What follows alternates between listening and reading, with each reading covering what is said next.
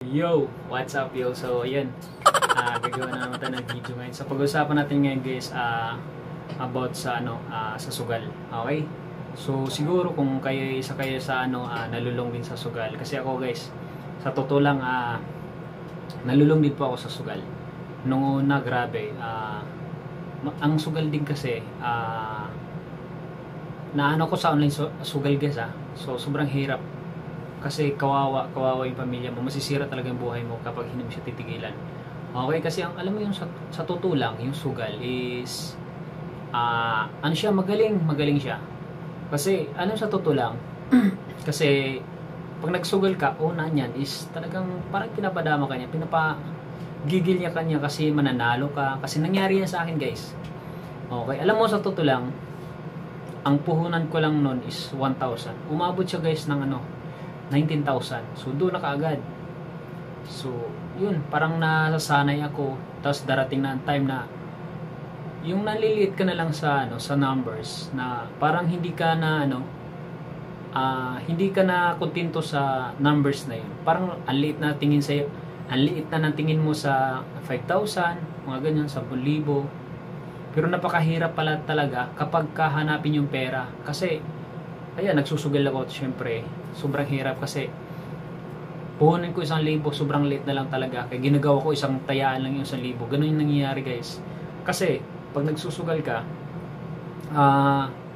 hindi siya kumbaga parang babawiin lang din sa'yo yung panalo mo. Kasi nangyari yun sa akin. Alam mo, sa totoo na, guys, pinapanalo niya ako una 19,000, sunod 16,000. Ang puhunan ko lang nun is nasa 1,500, 3,000. Pero yung una nun is 19,000. Nanalo ko, di ba? 1,600 yung ko nun, puhunan. Kinuha lang din niya. Kasi cash in ako ng cash in, ganun. Nalabas ko na siya, tapos balik lang din, natatalo lang din siya. So, sayang lang. Hanggang sa napagtanto ko, sabi ko, hala, grabe. Yung pera ko, nadamay na. So, naubos na yung panalo ko. Tapos naghahanap na ako ng ngayon paraan para lang makapagsugal. So lamang talaga yung sugal. Kaya kung ikaw nanonood ng aking video, kung talagang nasisira, napakaraming nasisirang buhay talaga sa sugal. Lalo ngayon kasi nasa online na siya. Madali na lang, guys, magsugal.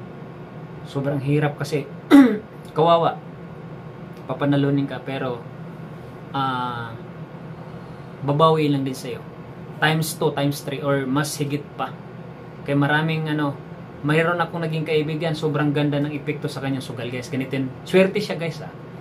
Alam mo, sa totoo lang, sobrang swerte niya. Kasi ang ganda ng epekto niya. Kasi dati siya naka-Montero, ngayon nakabili siya ng Inmax.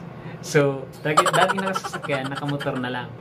Okay, so ngayon dati nakamotor, binintay yung motor, ngayon naglalakad na o nagko-commute na lang. So ganun po yung epekto ng sugal sa kanila. Yun, kilala ko kasi nalulung din sa sugal. So sobrang hirap, kaya masisira yung buhay niyo.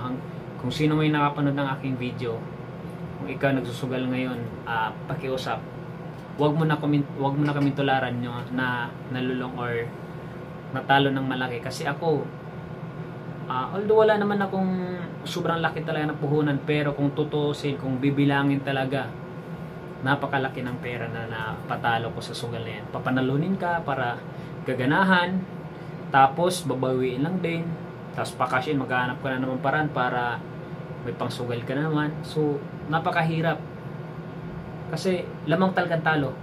Walang yumayaman sa mga players. Ang nananalo kasi yung negosyo yun yung sugal. So wala talaga, ubos ka talaga dyan. Ang yumayaman yung gumagawa lang ng sugal na yan.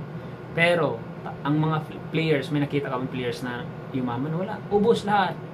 Baon sa utang, nagkalitsi-litsi ang buhay, nagkahiwalay ang asawa, pamilya na yan. Ganyan nangyari, marami nangyari, guys. Yung iba pa nga nagpapangamatay kasi sobrang dami ng utang. Kasi yun, kapag ka, guys, nagsusugal ka, yung utak mo, lalo pag natatalo ka, mangungutang ka kung saan. Yung iba dyan, yung mga nagpapakamatay, hindi natin alam kung anong dahilan. Kasi lalo sa panahon ngayon, posible sa ganun. Kasi hindi nila iniisip na iisipan na nila pala na wala na pag-asa kasi sobrang dami na lang utang kasi nabaon sa utang dahil sa sugal. Kaya guys, pakiusap ko sa inyo, kung saan to nakarating ng aking video, wag niyo talagang subukan or kasi tapos na ako dyan. Sobrang grabe impact sa akin. Sa mga anak ko, pangbili na lang ng pagkain, papadala na lang, hindi ko mapadala kasi ikakasino or susugal ko siya. Sobrang sayang ang pera, kaya pakiusap ko sa inyo, once kung hindi pa kayo ngayon nag-start, huwag nyo na talagang subukan na sugal kasi wala talagang mangyayari. Even sa offline, yung mga sa personal, like mga sabong, wala talagang mangyayari. Kawawa lang. Maliban na lang siguro guys yung mga big time na mga sabongero, mga ganun. Kasi mahihaman din sila, ginagawa na lang nilang libangan yung yung sugal or yung pagmamanok, ganyan. Pero tayong yung kulang or wala talaga tayong huwag na nating subukan kasi ako tapos na ako dyan, online offline nasugal na yan, grabe, laki ng pinatalo ko dyan, nasira pa yung pamilya, sira pa yung buhay ko. Mabuti na lang at naka-recover kasi syempre yun, iniwan ko na siya kasi alam ko na wala talagang mangyayari.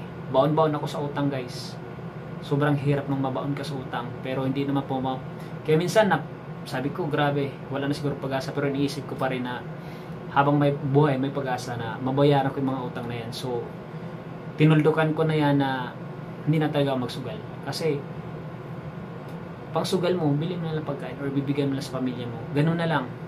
Kasi alam ko marami dito, kung sino mang nakapunod sa aking videos, alam ko napakarami nyo guys, nakatulad ko, nalulung din. Okay, so yun lang. Kung nagustuhan nyo nga ang ginagawang video na pagpaalala sa inyo kasi nangyari na sa akin na sobrang nasira talaga yung buhay ko, huwag nyo subukan. Itong ginawa kong video, huwag nyo kalimutan i-like guys. Mag-comment sa comment section kung saan nakarating tong aking video or saan napunta tong aking video para i-shoutout kita. Okay, so yun lang. Maraming salamat and then God bless. Bisaya ko TV.